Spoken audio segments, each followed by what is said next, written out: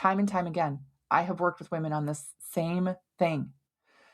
I've tried berberine in the past. I've tried XYZ in the past, and it didn't seem to work for me. And it's not that you're trying the wrong things. But again, go back to that analogy on the soil. The soil was not the healthy soil it should be.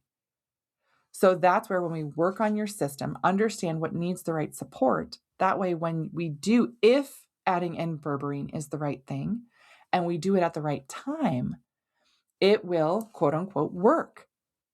Not because it's the magic thing or anything like that. It will be because your system is ready for it and it allows it to actually work. That's planting the seed in the soil that is ready, and then all of a sudden you see the plant bloom.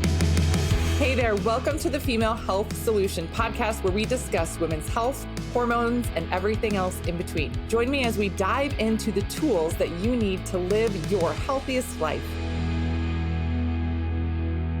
If your HRT is not working or not doing what you think it should do for your body, is it really the right thing? Or is there an issue with your overall foundation and health that's getting in the way?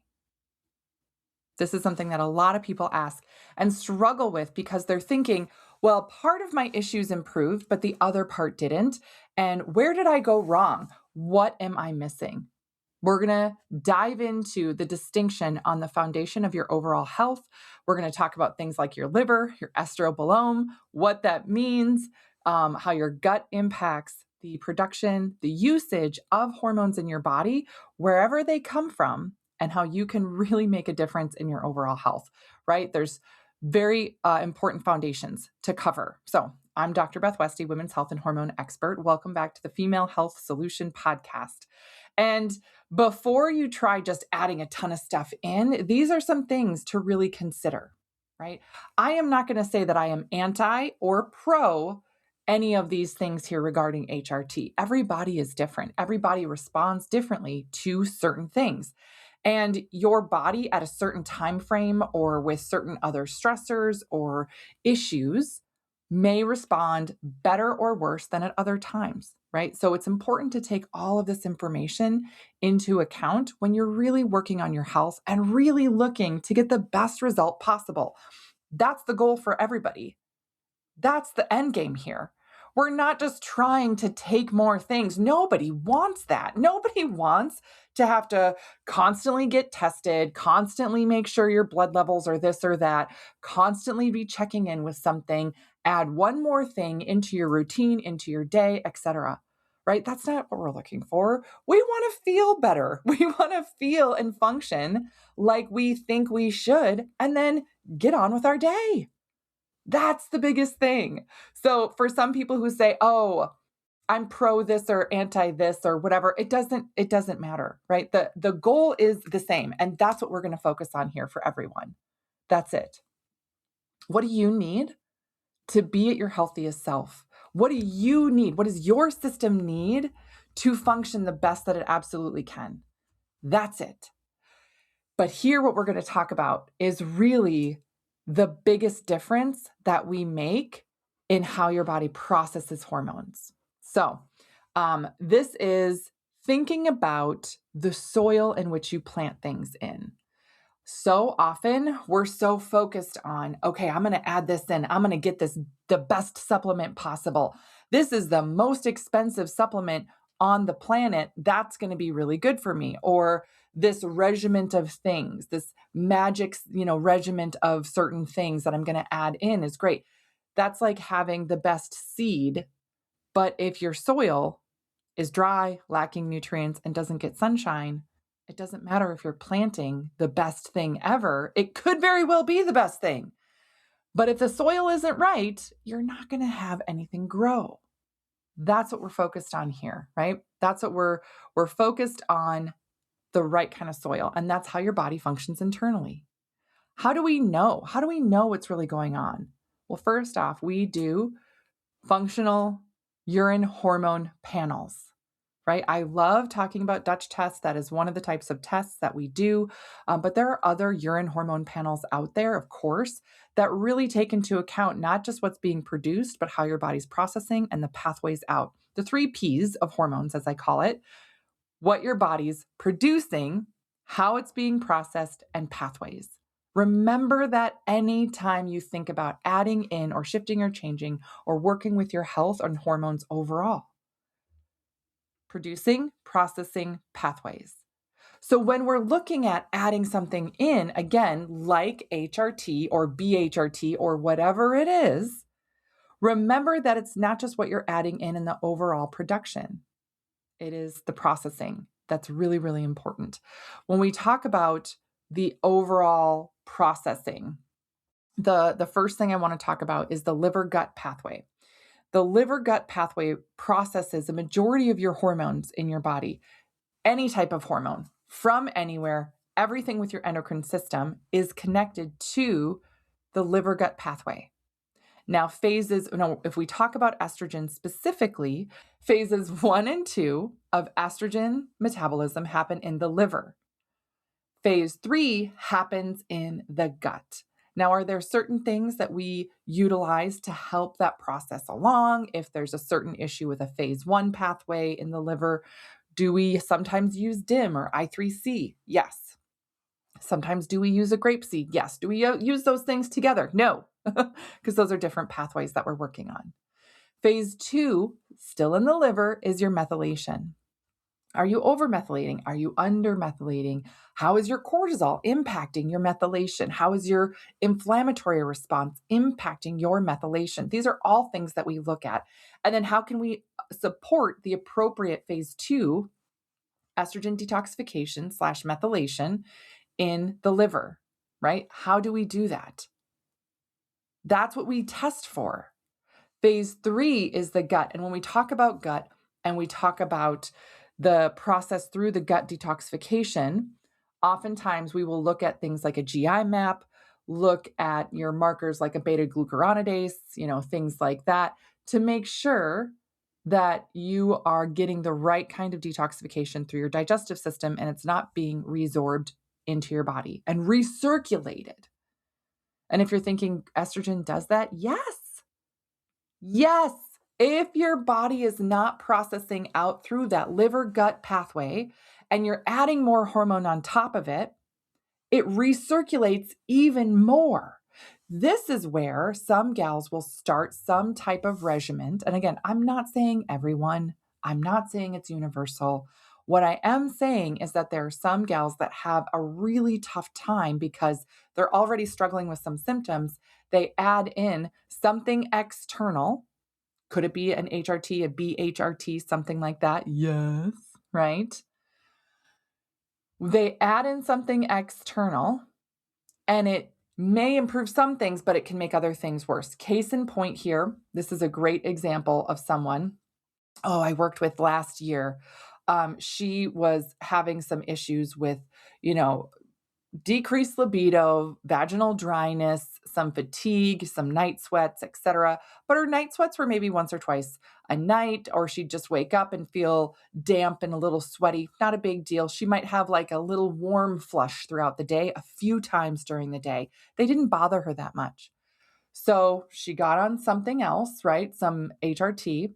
And in her case, it amplified everything that she was already struggling with. It amplified the night sweats. She was waking up 10 times a night drenched. She was having, no joke, 25 to 30 hot flashes throughout the day. And it would just happen suddenly. And she's like, I would just be dripping in sweat. And then it would clear up and it would pass. And then it would happen again. It would happen again, 30 minutes, an hour later again. And she's like, I can't live like this. She had been on the new HRT for a week, 10 days, not even 2 weeks. It wasn't that long. So she stopped because she was like, I can't handle this. What's going on with my body? This is worse. This is worse. Though she came off of it, her symptoms persisted. She still had the waking in the night that was increased and the increased of intensity and frequency of hot flashes throughout the day. And she was so confused thinking, I took this out. Why am I having such a hard time? We did testing and saw, you are not processing through the liver-gut pathway at all. And so adding something on top of it, of course, it amplified because all of that extra estrogen just got recirculated through your system. Now, again, I'm going to say this is not everybody. This does not happen with everybody. There are some gals that they get this external, in and the external estrogen in, and they're thinking this is literally the best thing ever. Great. You might already have a fantastic liver gut pathway. But if you don't, this is where things can backfire. And then you feel stuck and frustrated, like, what am I doing wrong? Why does this work for other people and not for me? What's wrong with me? And this is why we look at in depth that liver gut pathway. It makes all the difference in the world. I promise it does. It makes all the difference in the world when we dive into how your liver is being supported and helping that pathway improve. So, do people see a big difference then when we start working on that liver gut pathway? Absolutely. Absolutely they do. Does it happen in the same time frame for everyone? No. No, of course not. There's other factors at play, and that's what we're going to talk about next. We're going to talk about the gut, the estrobolome. We're going to talk about blood sugar stability and everything else. And what to really look for when you're looking at shifting and changing anything with your hormonal health. I am always a big, big advocate of look at what your system is doing first. And then when you add stuff in, anything in, this is supplements, this is anything that you're changing, you know what you're targeting and you know what needs to be supported. So you're not guessing. You're not playing darts blindfolded, just hoping you're going to hit the target and maybe even get a bullseye. Nope. You see exactly what needs to be worked on. You see exactly how things are functioning, and we get a good idea of how to go forward with that with you specifically. So if this is you and you're thinking, I need help with this, I need assistance with looking at my hormones, or to understand more about this, you can go in the comments and check out our hormone cascade map. This goes through how your body functions. It talks about cortisols too. It talks about androgens and testosterone. It does also talk more about the gut there and takes you through this entire process of understanding more about how your body functions and your hormones function in your system, so that you're not stuck wondering, why do I feel like this? And what's wrong with me that I can't feel better by doing the same thing that so many other women are doing, right? It's not you personally. You're not doing it wrong. You just maybe have something different going on with your body that needs to be addressed differently. And that's okay. Yeah. So liver gut detox pathway is the first thing to really look at. And again, we see that very, very clearly when we do a urine hormone panel and a stool sample, where we're looking at the functional results there as well. Second thing, let's talk about the estrogen gut connection, right? What is your estrobolome? That sounds like a strange word. Did I make it up? Nope, I didn't. This is related to the specific gut microbes that produce enzymes, right? That's involved in your estrogen metabolism. This is specific. The one that we talk about, and that's on a GI map that I love doing, is called beta glucuronidase. Beta/glucuronidase. I know, right? Such a crazy long word. Who names these things? Not me. I'd rather call it something simple, but that enzyme is really, really key. So this lets us know between a Dutch test and a GI map, can we see the entire pathway for estrogen to move out of your system? Absolutely, we can. Absolutely, we can. And that's such valuable information to know specifically what to target for you. Now, again, the normal process starts in the liver, and the phase 1, phase 2 has to be taken care of in the liver in order for it to go to the gut to be taken out. So my very simplistic way of explaining this through liver gut pathway is thinking about a chocolate factory, which then this always reminds me of that I Love Lucy clip where, again, I love Lucy. Lucille Ball, such a comedic genius, such an amazing lady if you have ever read anything about her life. But the clip where she is in a chocolate factory and trying to keep up with the chocolate factory, and she ends up shoving them in her mouth and shoving them down her shirt, hilarious, but also reminds me of how your body can react if it's not doing a great job in its liver gut pathway. So, phase one here, phase one of that estrogen detoxification in the gut. Imagine you're in a chocolate factory and you've got one of those rectangle boxes of chocolate that has different types of chocolate in there, right? There's different types: chocolate peanut, chocolate nougat, chocolate caramel, right? Maybe more than that, right? But we're going to focus on those three. There's three different types of estrogen that we look at overall for your system: estrone, estradiol, and estriol. E1, E2, E3. And those have to be packaged and processed correctly, but we have to have it be balanced with the different types that move out. So the first step here is to recognize you got this rectangle box. You want even amounts of those different types. You want an even amount or a proportional amount of chocolate peanut to chocolate nougat to chocolate caramel. You don't want all of them to be chocolate peanut and none of the others. You want it to be balanced. That's the first step. Second step, phase two of estrogen metabolism, again, liver. This I think of as now you got your chocolate box. It's loaded with the chocolates. It's balanced. It's even. It looks good. You got to put a lid on that box. That's packaging it up. That's the second phase. That's that methylation process. So imagine putting a lid on that box. Do you have enough lids for all the boxes that are coming through, or are you short on lids? Are your boxes so overloaded with chocolate peanut and not enough of the other that now the box is lopsided and you have to take like 2 or 3 lids and try and, use some duct tape to get it packaged up? That's so much extra energy, effort, and nutrient depleting for your system to go through. But that's that methylation process, that phase 2 of estrogen metabolism. Now let's move on to phase 3. That's through the gut. And again, that enzyme beta-glucuronidase.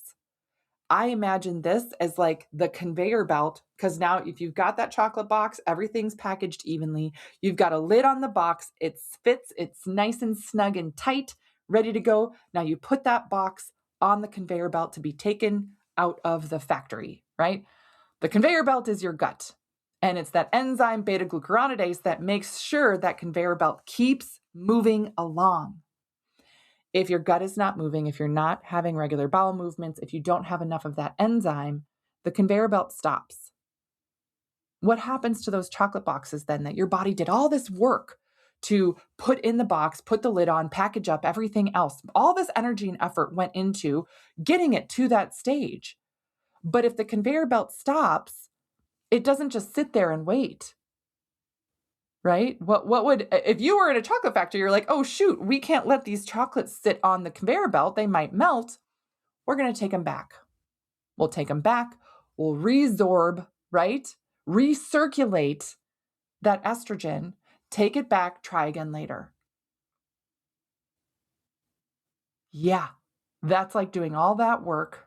Imagine that. And if I'm going to say it like this, if you have kids, I know you know exactly how frustrating it can be to say, you get up on a Saturday morning, make pancakes for the kids, clean the kitchen, all this stuff, and the kids are, hanging out, watching cartoons on a Saturday morning, and you go do some laundry or step out of the kitchen for an hour, and you come back and your kids decided to have another round of pancakes or make snacks or something else, and they trash the kitchen. And you're like, I was only gone an hour. I was doing laundry. What the heck? I just fed you and cleaned the kitchen. And now I'm back an hour later and I got to start all over again, right? That feeling, that's how your body feels when it does all this work to get that estrogen packaged up in phase 1 and phase 2, and the gut does not move it out. Yeah. That energy is used and you don't get the return on that investment with it. And that's where it can create a lot of issues and problems in your system. So, does it matter if there's just too little of beta-glucuronidase? Yes, but it also matters if there's too much. If there's too much, you can have excessive estrogen recirculation and a much higher estrogen burden in your body. If there's too little, you just have that impaired estrogen metabolism overall, and you can have more inflammatory signaling coming from the gut, and then poorer hormonal resistance in general. So if we are looking at your overall gut microbiome and making sure that you're moving things through, that's one of the biggest things. We want to understand your overall dysbiosis, if you have regular constipation, things like that. And then the other symptoms that go along with it, like breast tenderness, irritability. Do you have bloating, headaches, heavy periods, clots, painful periods, and then even histamine symptoms. Let's talk about histamine and the inflammatory correlation with your digestive system. Increase in estrogen can increase histamine. Yay. This is a really frustrating loop that you can get stuck in because that increase in histamine can increase the intestinal permeability, which means more leaky gut symptoms, more leaky gut. And that increases then that immune activation and that natural immune response that your body is going to have, which means you can have more reactive symptoms. Things can feel completely different for you. And again, it's how your body is processing these hormones overall. So there's that. Is there a difference? And I just want to address this really, really quickly. Can there be a difference between someone who's taking an oral HRT versus a transdermal skin patch, cream or gel, that type of a thing? There can, right? The oral, there is typically more estrobolome involvement with that. And the transdermal, just through the skin, it can be a little more fluctuating, right? Yes. So there's that. We want to make sure we are addressing any inflammation in the system, we're addressing any histamine response in your system, and that your gut is doing the right process to help move all that excess hormone out and keep it there. So, how does stress and cortisol relate to this now? Let's talk about the last thing here, related with blood sugar stability, your cortisol levels, and your overall regulation moving forward. This is such a hot topic for people when we look at cortisols, blood sugar regulation, and insulin resistance and insulin sensitivity. Can your cortisol impact your gut microbiome? Yes. Can your cortisol levels impact your inflammation? Yes. Can your cortisol levels impact your histamine response? Yes. So that means that it's going to impact all three of those phases of estrogen metabolism.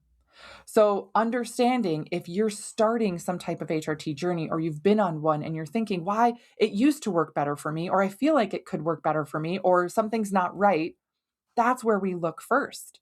Liver gut pathway, looking at the liver process, looking at your gut in detail and everything else.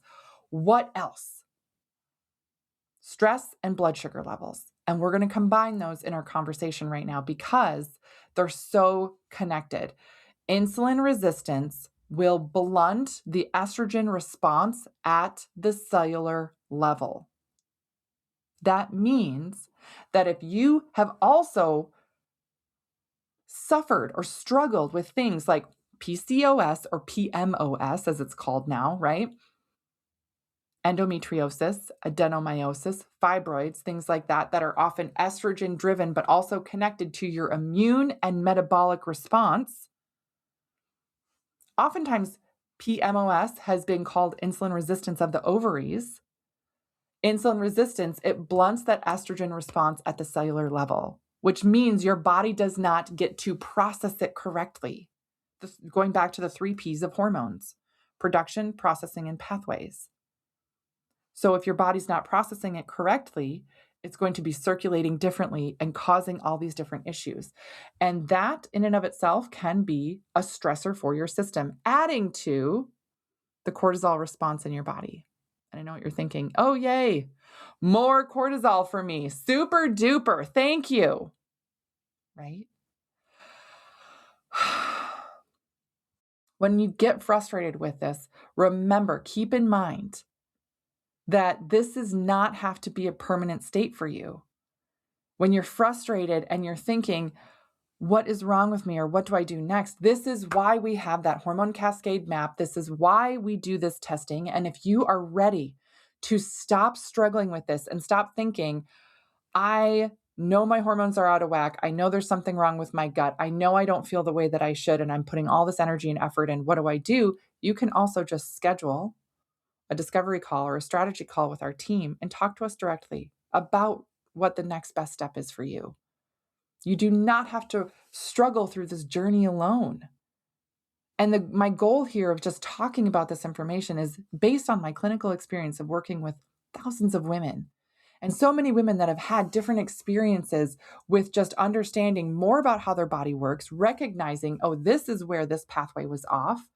When we get support for that, everything changes from there.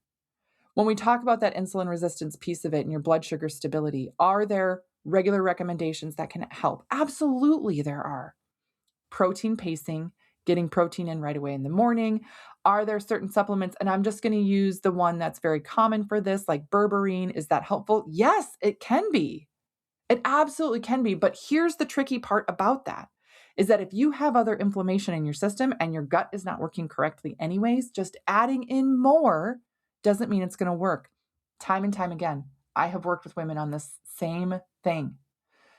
I've tried berberine in the past. I've tried XYZ in the past, and it didn't seem to work for me. And it's not that you're trying the wrong things. But again, go back to that analogy on the soil.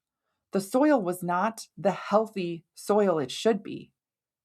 So that's where when we work on your system, understand what needs the right support. That way, when we do, if adding in berberine is the right thing, and we do it at the right time, it will, quote unquote, work. Not because it's the magic thing or anything like that. It will be because your system is ready for it and it allows it to actually work. That's planting the seed in the soil that is ready. And then all of a sudden you see the plant bloom. You see it grow because the soil was ready for it. That's the biggest difference overall. That's the biggest change overall. And it's such an amazing thing to see.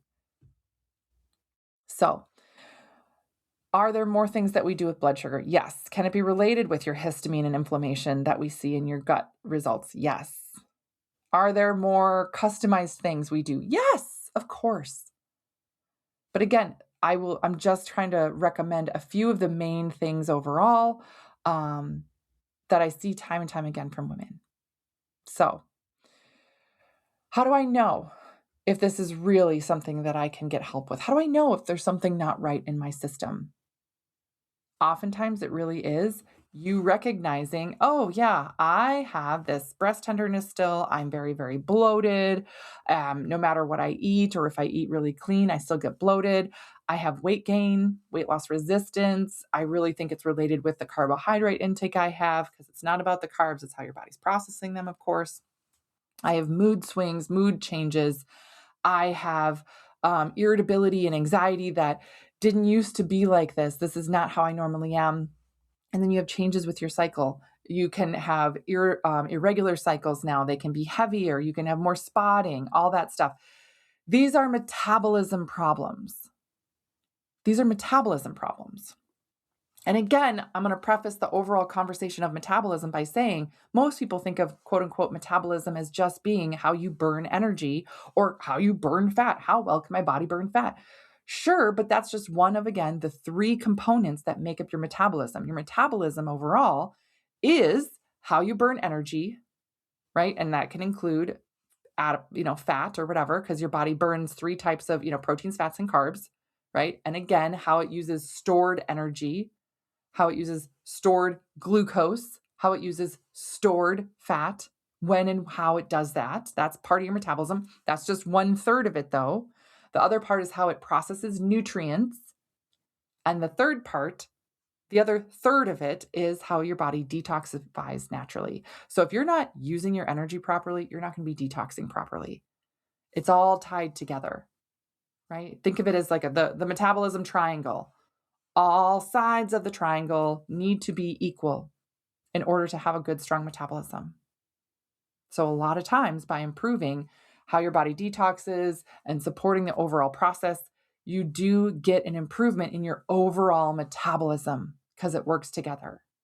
So again, those symptoms that you're experiencing, oftentimes metabolism problems.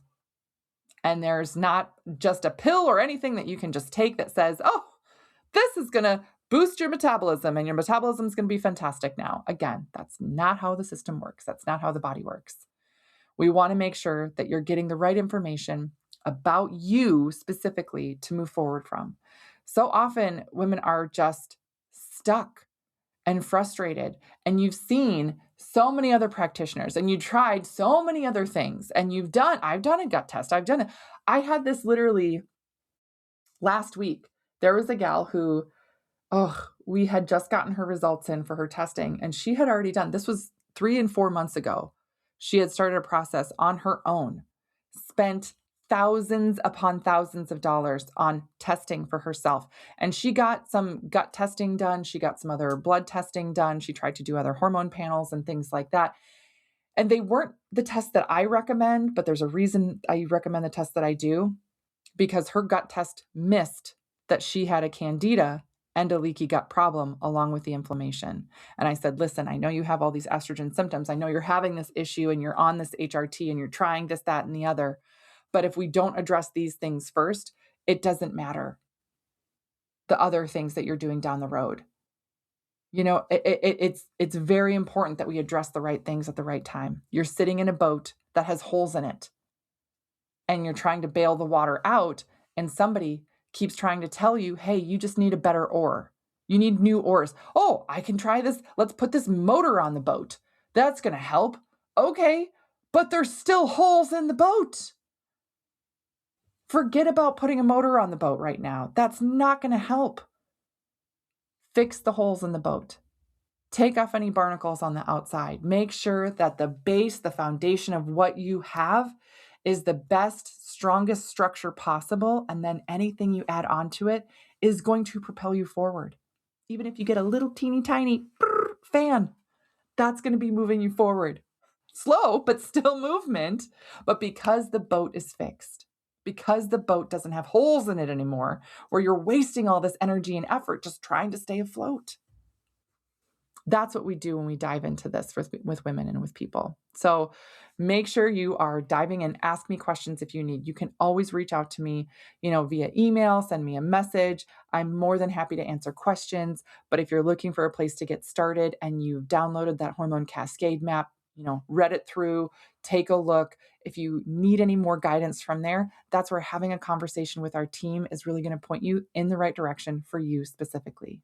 So thank you guys for being here. I so appreciate you listening and commenting and sharing these episodes with other women that really can use this message, because so many women are stuck and frustrated and they don't understand why. This provides you answers and direction. So thanks for tuning in and have a great day, and I will see you guys later. Thank you for joining me on today's episode. If you would like more information, just head on over to drbethwesty.com for all the show notes and information from today's episode. And if you're looking for more community, more support, you can find and follow me on Instagram, Facebook, YouTube, TikTok, and I would love to see you there.